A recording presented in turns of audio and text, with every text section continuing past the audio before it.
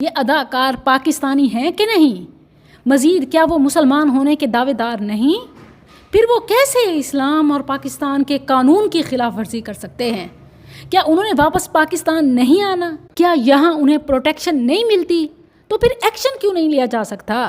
اور ہاں، پیمرا یا سوشل میڈیا کا جو ڈیفرنس کر کے بظاہر یہ پیمرا بریو ذمہ ہو رہا ہے، انصاف سے بتائیں، اگر یہ حالیہ حکومت یا اسٹیبلشمنٹ کے خلاف ہوتا تو کیا اب تک ان کا سافٹ ویئر اپ ڈیٹ نہ ہو چکا ہوتا؟ کیا اسلامی شاعر اور ثقافتی اقدار یہ اس بات کا حق نہیں رکھتی کہ خلاف ورزی کرنے والوں کو نشان عبرت بنایا جائے؟ یا پھر آنکھیں نہیں کہ دیکھ نہیں سکتے، ہاتھ نہیں، پاور نہیں کہ پکڑ نہیں سکتے، پاؤں بندھے ہیں کہ ہم غلام ہیں، زنجیروں میں جکڑے ہیں؟ علل اعلان 4 دیواری کے حصار میں 4 لڑکے اور 4 لڑکیاں ایک دوسرے کو محبت کے جال میں پھنسانے کے لیے اور عشق کا سفر زیرو سے طے کرتے ہوئے انجام تک پہنچانے کے لیے زندگی گزاریں گے، اور ان کی ایک ہوسٹ بھی ہوگی جس کا نام عائشہ عمر ہے، جسے اپنے نام کی بھی حیا نہ آئی۔